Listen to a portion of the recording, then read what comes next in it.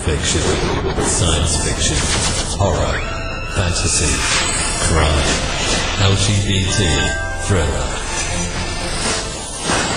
You have now entered the House of Mystery with your hosts, Eric Shapiro, David North Martino, John Copenhaver, and Al Warren. Heard on KCOW 106.5 FM Los Angeles, 102.3 FM Riverside, and 105.0 AM Palm Springs. Welcome back into the House of Mystery. I'm Al Warren, and it must be a spy day because Joe Goldberg is somewhere around. I'm in the house. You're I'm back from looking at my tomatoes in the garden, and I'm in the house. It's a Midwestern thing. Yeah. Big tomato plants. Tomatoes. You haven't picked them yet? Like, what's going on? No, but the squirrels are loving them, so you're battling with the squirrels, right? Perimeter defenses are up now. And, Yeah. I called up some of my friends like Scott, who have no problem, practicing taking out a few squirrels. He's a good marksman. I hate to say it, but I'm putting money on the squirrels. Thing is, I feed them too. So I figured if you can't beat them, feed them. So they hang around and they say, "Hey, Joe's not here. Let's go grab one of his tomatoes while we're waiting around for him." Like, you're shooting yourself in the foot. I'm an idiot. Yeah. Next, you'll be feeding the bears, and they'll be living in your you're in basement. Canada. You got the bears. You're the bear. But they're fun. They're friends. Friends of bears. Bears are awesome. Bears are awesome. Yeah. Just like Steve. Steve's awesome. Yeah. Lance Bear Wolf. That's right. Now, holy cow. That was a mix of There's your segue. I gave it to you. And a little bit of a coyote too, right? Yeah. So we've got high-ranking Secret Service agent. No, we've got an action thriller writer here with us today, and his newest book is called Sanction. And let's welcome Steve Stratton. Thank you for being here. Thanks for having me, guys. Steve, now you've got quite the background with the White House and presidents and all this sort of stuff. How did you get into that kind of work originally? So I had joined the Army late 73, wanting to stay in the Pacific Northwest, get up to maybe the Ranger Battalion up in Fort Lewis there in Washington State, and just, get in the Army, get some money for college, and enjoy the Pacific Northwest. I grew up in Northern California, so not a big stretch, lots of aunts and uncles up that way. And I was at basic training in Fort Ord in beautiful Monterey when these guys showed up in longer hair. Everybody had longer hair than us recruits, right? With the buzz jobs, but there wasn't a big jump there. But they also had suits on, and they took our whole basic training company, stuffed us into the theater, and these guys started talking about this unit back in DC. And you travel, you get a clearance. There's lots of different slots, things like that, audio, visual, electronics and things. And I'd scored really high on electronics, but what intrigued me was DC and these guys with non-army haircuts and suits on. I thought, that's got a James Bond edge to it. That's interesting. So I just kept raising my hand, and they never told me the unit. They accepted me. They put me in for PS, a Yankee white clearance, and partway through, I was going through some training. I went from Monterey to Oklahoma to Fort Gordon, Georgia, where the Army electronics schools were. And I got worried at one point, and I called up my sponsor and I said, I'm not going to be, clicking my heels and walking back and forth in front of the Tomb of the Unknown Soldier, am I? If that's the job, I'll do it. But, he's like, no, we got other things planned. So just finish the course as fast as you can. It was self-paced, and I'll catch you when you get to DC. And so I have a habit of volunteering, and 95% of every time I volunteer, it's turned out to be valuable in some way, whether in a career or learning something new I didn't know. And so, some would say the luck of the Irish was with me, and that's how I ended up in White House Communications Agency. My first duty station was at the corner of Wisconsin and M in Georgetown, where there's about at that time, there's about a 60-to-1 ratio of young ladies to men. It was a great place for a first duty station. I got my $1,000 clothing stipend. So I went right to Jacques Penet, that famous French designer, and bought the striped shirts and the check pants, because I was, a fashion icon. Styling. And Groovy. yeah, very groovy. And then it just took off from there. And it turned out I was reporting at the time. I got there, funny story. I got there just before Nixon resigned, and my sponsor brings me in and he points at this building. He says, "You know what that is?" And I said, that looks like the Watergate. He's like, "Yeah, don't go there." I said, "I guess," and being a smart aleck, I said, "Well, I guess that means I can have breakfast at the Howard Johnson." He's like, no, just stay away from those places. How did it change your perspective? But, because being and more of an average Joe, and all of a sudden you're in communications for the presidents, like with Ford and Carter and all that, like I said. And did it kind of, I don't know, open your eyes, or did you see a whole different world that you didn't expect, or was it what you expected? No, I saw a whole different world.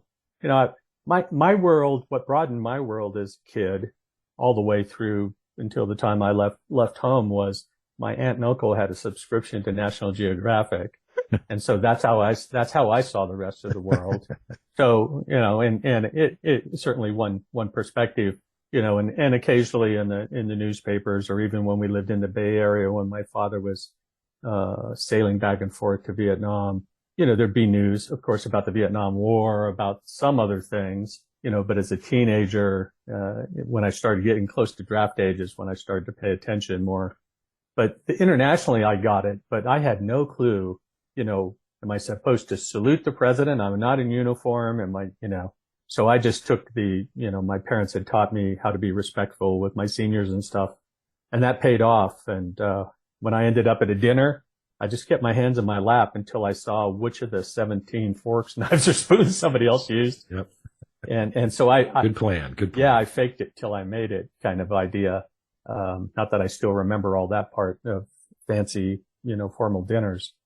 But, it was very eye-opening. My first trip out of the United States, we stopped in Paris overnight. Then we went to Delhi, New Delhi, and I got to see a part of the world I'd only seen like through National Geographic.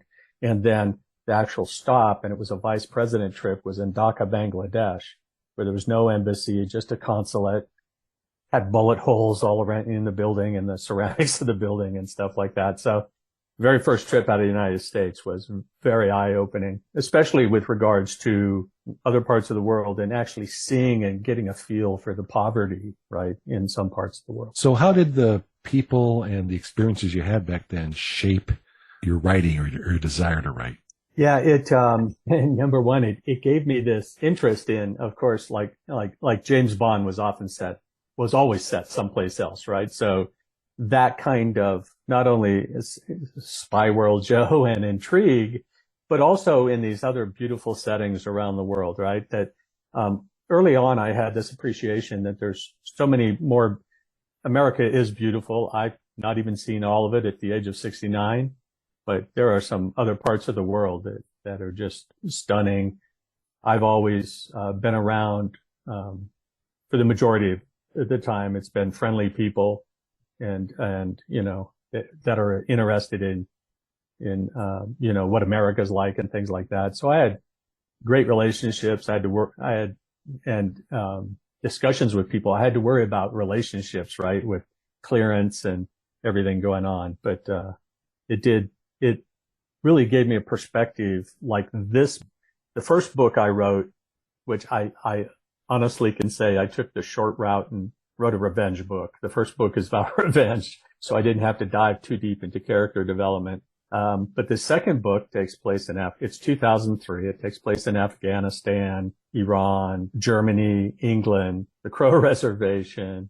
So it is in New York City. So it's a much broader kind of setting like that. So I have an appreciation for that and what some of our other, thriller writer, what I call the leadership, do with scenes and sets and things like that. So let's talk about the premise of the story. Let's talk about now this is book 2, isn't it, of Shadow Yes. Tier, right? So, what is Shadow Tier, the series? Like, maybe explain the outline of the series. Sure. Great question.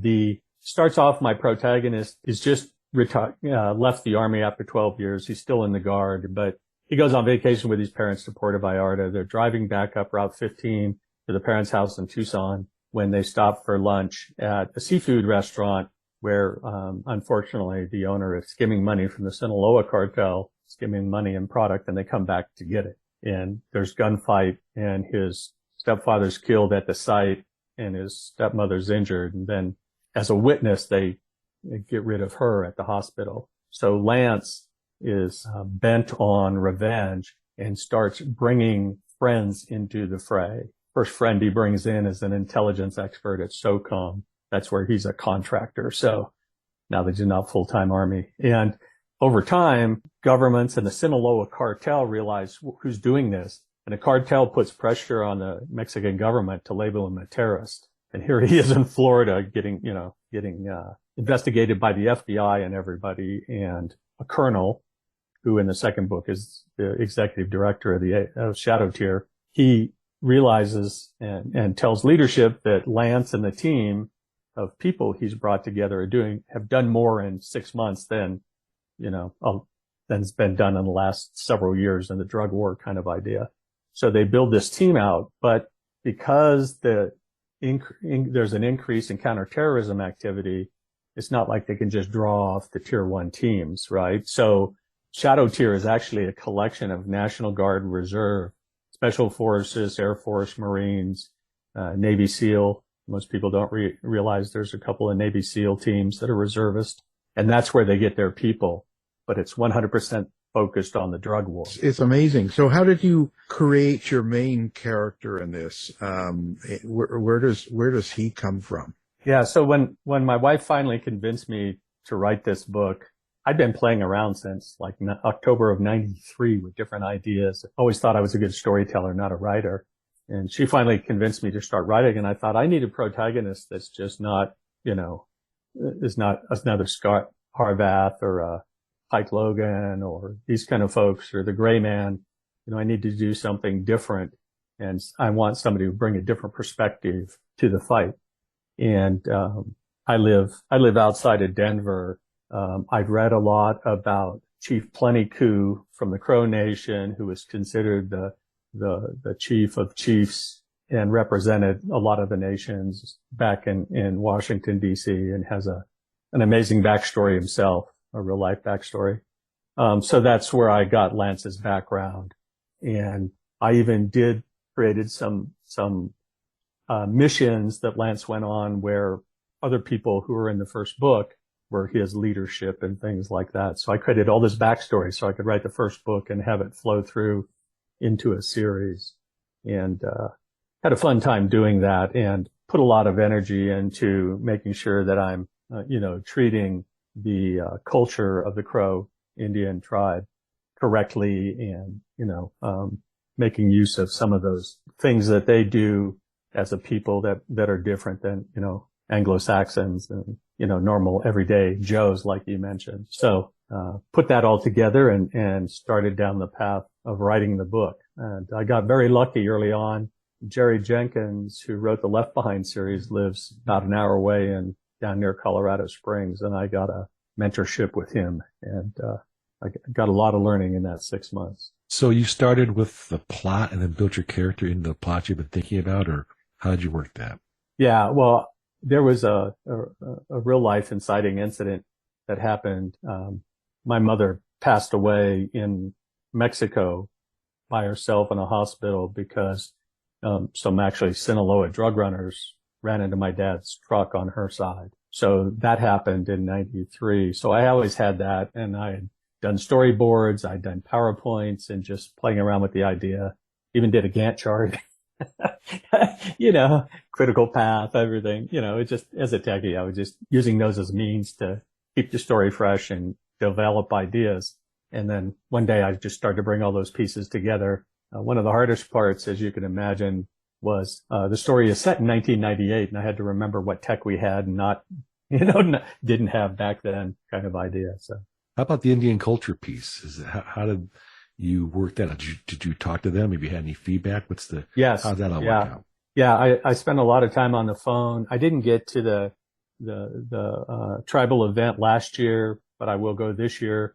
But I spent a lot of time with the people at the college up there, some great professors, made sure I was reading the right kind of things, using the right kind of lexicon of language and words when I included those in the book, just a few, and some of the traditions of, why it's called the Bighorn Mountains and all kinds of good stuff there. So I drew on that on the first book, and I get more into it and really almost at an NGA level kind of map understanding of the reservation so that I could put various events into it in the second book. So I continue to stay in touch with them. A lot of great folks up there, but there's a lot of, from a law enforcement standpoint and the culture itself, there's a lot of pressure on the Crow Nation culture.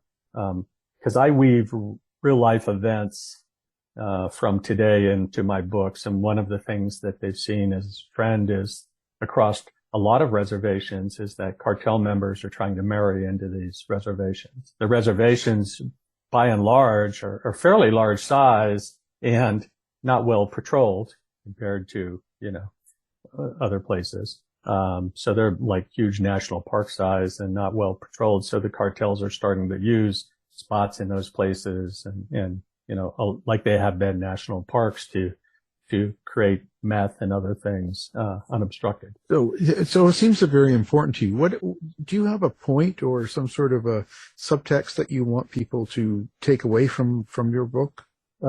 Besides the fact that I hate the demand for drugs is so high. No, it's actually, no, I try not to step into the political or I try not to speak for the Crow people. But just use, like, say, some of that culture to have Lance be different, think differently. People, first time they've met Lance and they're going on a mission with him, he's over there singing his death song. And they're like, what do you mean? Is he seeking death? And oftentimes he has to explain, no, that's not it at all, So those are the kind of things I weave in, but I'm not trying to make a point, just entertain. How do you see your character, like Lance? How do you interact with that character, or how do you write the dialogue, I guess would be the way to say it? Yeah, I keep in mind that Lance grew up in two worlds. The reservation and the U.S. military. He did see some parts of the world. He was assigned at one time into 7th Group down in South America. So he got to see other cultures there and things like that. And so I do bring that. Lance has more of an international view of the world and people, but his real, because of what happened still with his parents and things, he still has real, struggle when it comes to, in my case, since the book's like in 2003, he struggles with El Chapo still walking the planet and, what it's doing, like what drugs are doing even back then in the United States and certainly on the reservations. So, it's almost like a personal war for Lance. And, having been involved in some of that in my time in special forces down in South America and seeing what was happening in Venezuela and Colombia, Ecuador, Peru, Chile with drugs, I can lend some of that to that dialogue. So what is Steve like about writing? And what don't you like? I'll leave it at that. I can explain. You call yourself a new writer. There's the leadership of the guy. So what do you like? Well, I'm definitely, behind me, I've got pretty wide selection. When I love, there's some science fiction that I love. Like, okay, I'll be honest, I've read everything from Herbert and Herbert's son, everything about Dune, 9 Ways to Sunday. We'll allow that. That's good. Yeah, thank you. And Stephen Connolly and, of course, Mark Greaney, Brad Taylor, Brian and Jeff. They're all writing, and especially Brian and Jeff, they're writing so many interesting different things that I like that. I like a bit of tech being after I left the service, Secret Service and even I was in the National Guard as a special forces guy. I was always in tech and cybersecurity, insider threat, developing systems and/or software. So I love writing about tech the application of tech, not just tech for tech's sake, but like I'm developing another character now for a different series, and she is profoundly deaf. She wears an implant. But when you tie that implant with a transceiver and a set of Google-like glasses, now I've got something interesting to help that challenged person, be in the field, for example. So I enjoy that. I enjoy the hero's journey, imparting some technology in that, and along the way maybe asking, having some dilemmas about using tech and or physical means to get information and stuff like that. So I've not yet found the struggle of the middle, the drag of the middle. I've not found it yet, but I'm sure it's going to pop up and smack me upside the head here shortly. So What don't you like? what don't I like? Interviews. Me? No, actually, yeah. I'm sorry that's Since we go way classified. back. Yeah. That's classified. I can't talk about it. No, I'm learning so much, and that's what I like to do. I like to learn new things, stretch my brain. I guess if I was going to say one thing that I don't like is, searching around for software to help me, because I have a great editor, and I like to give her a decent product. It seems like some of the software that we might use, the different, systems you can buy to help, with just plain old English, don't always help. So editing, I guess I get to it. Editing is probably, the thing. I like, and I've done this. The first book I had probably 75 to 100 yellow stickies. We have a wall of cookbooks. My wife has 1,600 cookbooks. So we have this wall of bookcases, and it was old school, Joe. It was like yellow stickies and yarn going all over the. I got them. Here we go. Here's one. There you go. Yep. Yeah. I love that. And I love putting a plot together, and, it's between being detective and intel analyst, that's the fun part of it. But editing, getting back into editing and making it tight, because it's easy to tell a blah, blah, blah long story, the editing to make it nice and crisp and tight. I'm fascinated by it, but it's a grind for me. Do you use a writing tool? Do you use Scrivener? What do you use? Well, I do with Word, and I've just been playing around with AutoCrit. Okay. Because they gave us that deal at, Thriller Fest. And, I like some parts of it, especially if it tells me this part of your writing's a 99, but when it says others, you're 70s. It's like, Helps you get better, though. It does. Those tools help you get. Writing action scenes. How do you go about that? I've always been a visual learner. I'm very visual. I think, whether it's through my martial arts, combatives training in the military, some other things I've done in the Secret Service, law enforcement friends. I think I just visualize those scenes pretty well. Occasionally I have a good friend who was, supported special forces, from an intelligence position in Afghanistan. He happens to be a black belt in jiu-jitsu and judo. And so we'll, go through some of the scenes and roll around and see if it's really true. I try not to get so detailed that it's hard to follow, but, do want some realism. And I apply some of the things I know about anatomy from being a medic. So it's pretty easy for me to visualize, a scene. Do you think about the violence you write in on the page or in the book, or do you just put it as it goes? In the first book, I had some deliberate serious violence in the book. Lance is just deep into the well of revenge. And some people commented on that as it might be, it was a little over the top. Second book, not so much. There's not much in the way of interrogation scenes. I think I even talk about the Kabarak manual and a couple of other things in the first book, which were products from the 70s, the 80s that were slightly less than enhanced, procedures. So I, pulled back from that in the second book. So violence, I'm not into gratuitous violence. Like I can't think of what to write now. I'll just throw in a scene of a shooting and some violence or blood spilled everywhere. I do like a little bit more cerebral kind of, not that I consider myself real smart, but I like more of that Lance is more thoughtful than in the second book than reactive. We talked about your travels and early on the areas of the world. How important is setting to you? Yeah, it is. It is important. And you know what? Taylor Moore, you know, his great debut novel and stuff. He and I talked at the last Thriller Fest for an hour or more about setting and stuff like that. And without AJ, Tony Tata and the way he describes a setting in like Total Empire, we talked also. So I think it's very important and something I want to grow in, you know, make sure I don't, once again, have my editor help me make sure I don't overdo it, but be able to ground people better in setting because it's in my head. The problem is sometimes I forget to put it on the page. I know what's going on. Why don't you? You know?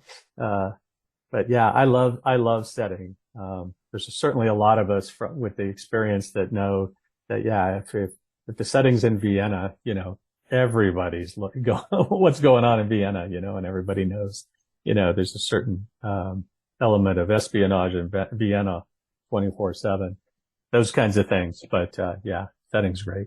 Some of the people we talk to basically treat setting as a character, like Winslow and Crowd, and that. Do you think of it that way? Because I've started to put that in my mind. Setting is a character. No, I'm with you, Joe. I've just started to collect that. I mean, I use scenes, and I like when at the end of the first book, when Lance and the team have permission to go over the border after El Chapo and some of his lieutenants at a meeting, you know, I sketched out the ranch he was at, what the front room looks like, where the chairs were, where the ashtrays were for the cigars, all that. Right. And so, yeah, I mean, Winslow's cartel, right, was so deep. You know, felt like you were there. So yeah, I'm putting more of that in as I continue to learn how to write. You know, the action pieces, like I say, like you're asking about, Alan, those are the easy pieces for me. It's like the more intellectual parts, the not espionage, but the intelligence gathering, the detective work it takes to get close to some of these cartel people. If I play that right, the scene is an element of that. How do I use the scene to help me do that? I think for me, you've got to take the scene. The location has got to be a character in the sense of wherever you are, that location has a personality.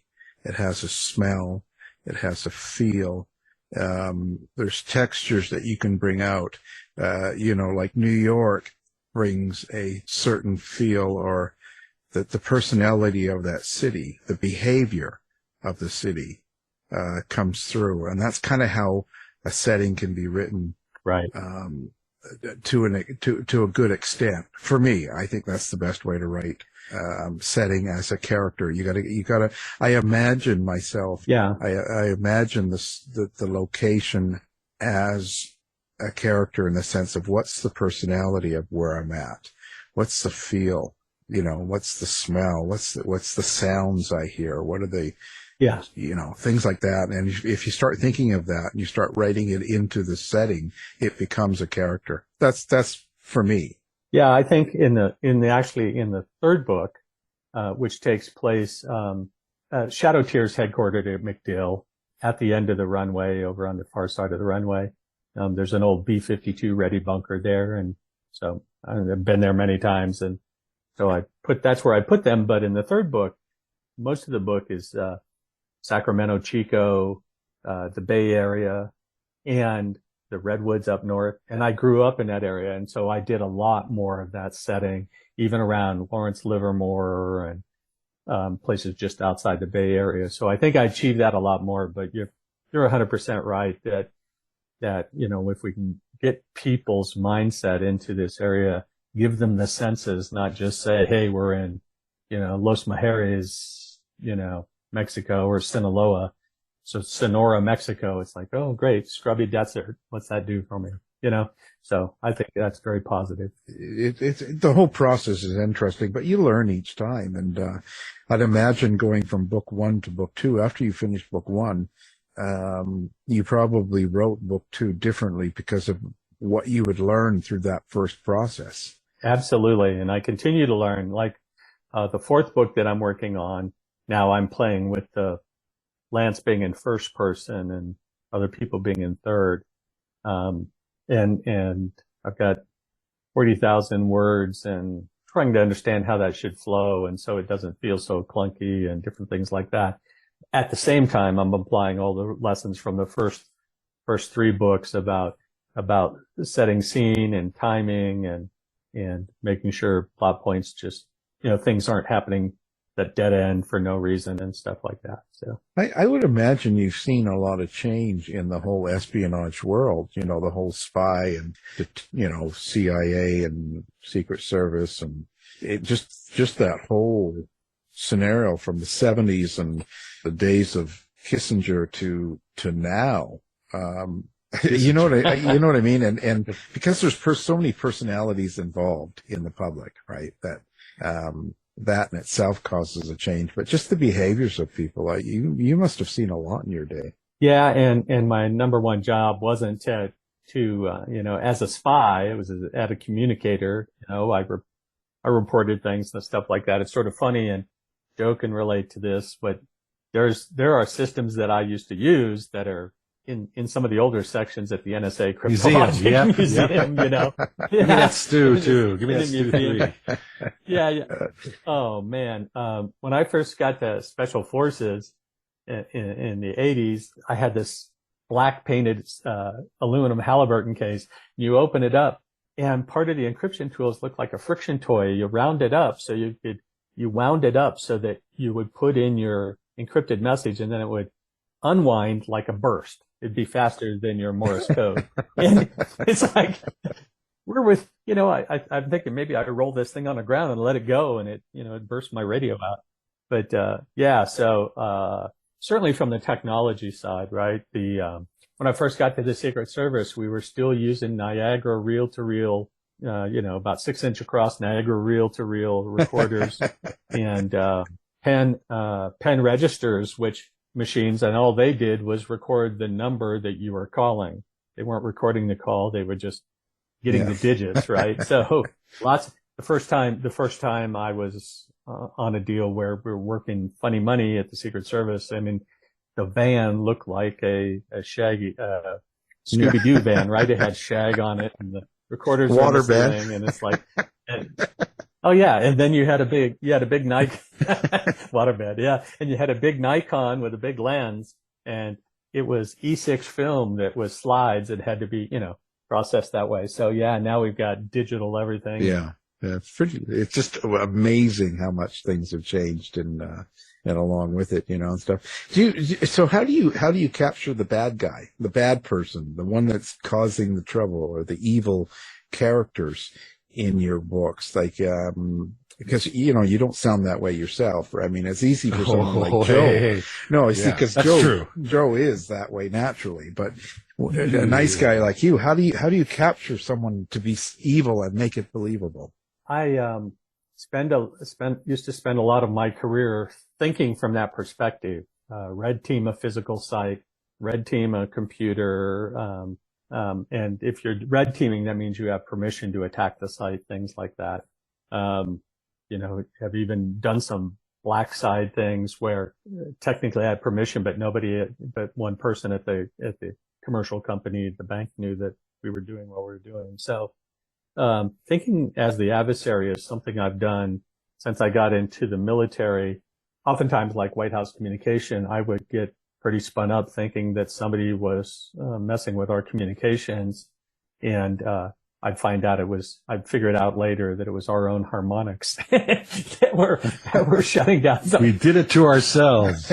Well, yeah, like we went to Atlanta one time, and we've got these base stations all over. So the walkie-talkies for the Secret Service work, where line of sight kind of stuff.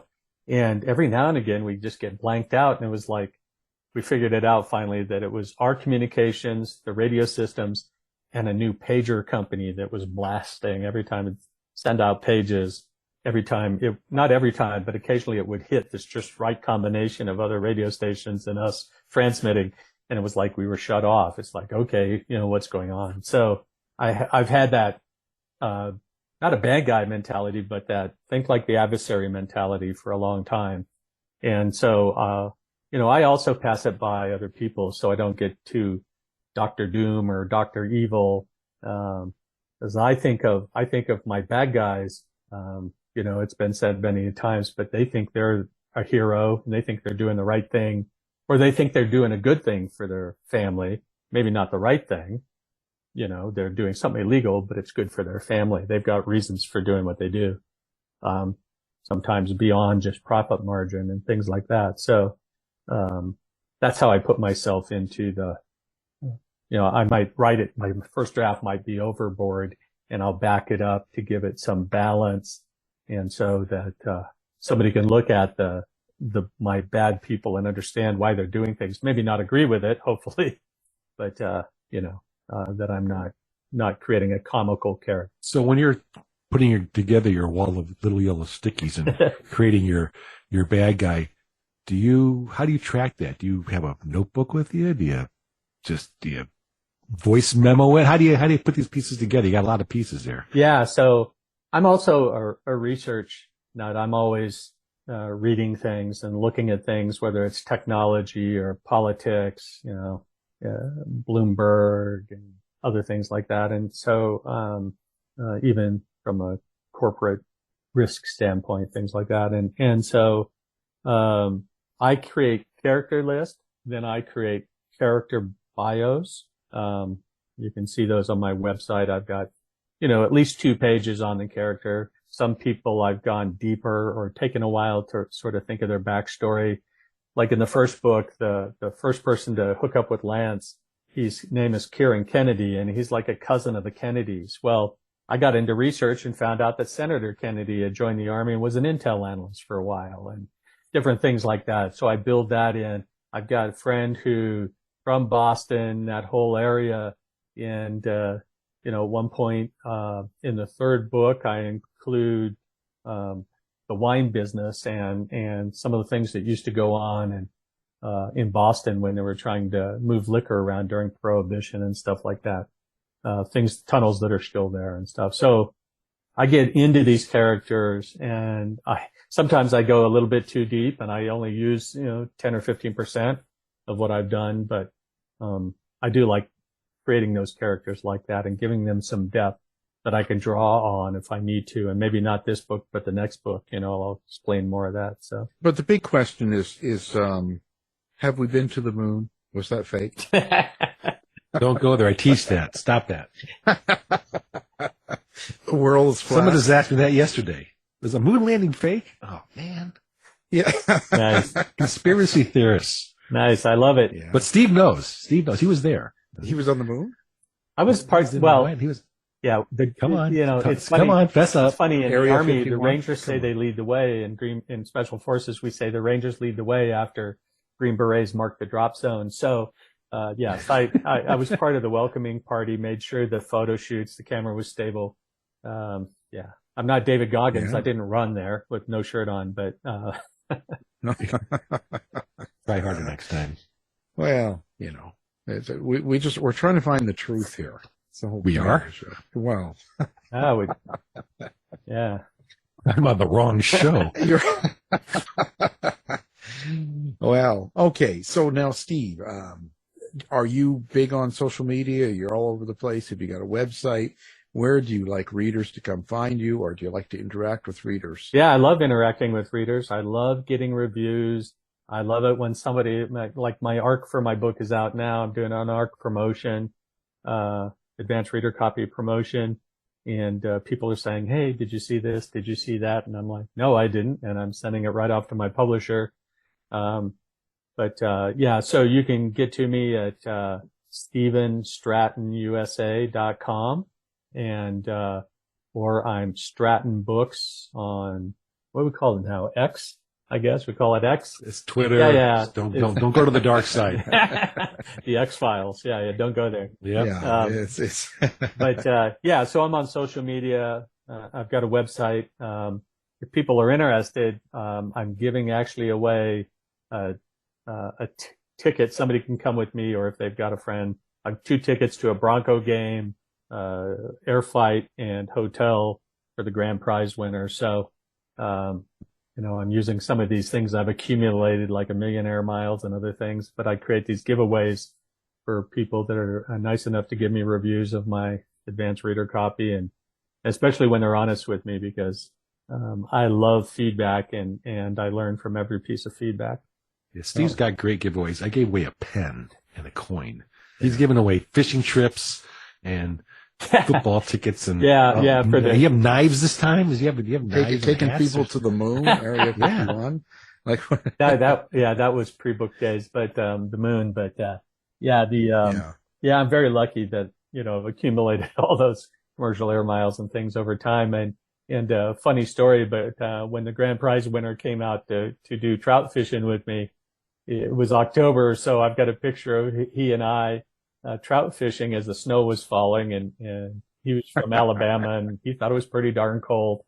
So I remember that. Was that Mark? Yeah, that's Mark. Yeah, I remember that picture. Yeah. So he loved it. I'm sure he loved it. Oh yeah. But now he fly fishes mud puddles in Alabama or something, whatever they do there, I'm lucky in that respect. But I am on social media. I love hearing from people who are just readers of the genre. I help support all the other my co-authors like Joe and other people. I think it's important to be part of the community and just not only Joe writes. You write, Joe? I take it from Steve. I think actually, I'm wondering how much AI is involved in that, Al. That's right. I teach that too. Thank you very much. Bad connection. I can't hear you. Yeah. Joe's not even a real. He doesn't exist. That's just an AI. I'm DALL-E. Right? Yeah. I happen to believe, like Brad Thor said, that I can write a story, but there's no heart, there's no interest, there's no anything to it at this point. Whole nother interesting subject. Yeah. So it's just one. It's So what is your website so people can get it? Sure, it would be www.stevenstratton.USA.com. Stephen Stratton USA.com is my website. Great. Yep. Wow. Fantastic. We'll have all that up so people can find it real easy. And they don't even have to know how to spell. They can just do it. They can just do it, right? It's click and then, it's all like most writers. Yeah. Yeah. Joe already has that field set right with his AI. So it transfers to his website. There we go. Yeah. It's all good. It's all very good. Nice. Well, we appreciate you being here. And of course, your latest book, it's called The Shadow Sanction. It's Mr. Steve Stratton. Thank you for being on the show. Thank you very much for having me. I enjoyed my time here. Thank you. You've been listening to the House of Mystery radio show. To find out more about our guests, hosts, or shows, go to www.houseofmystery.com. Show's over for now. Was it as good for you as it was for me? Yeah. Good night. This has been a production of Something Weird Media. I'll be back.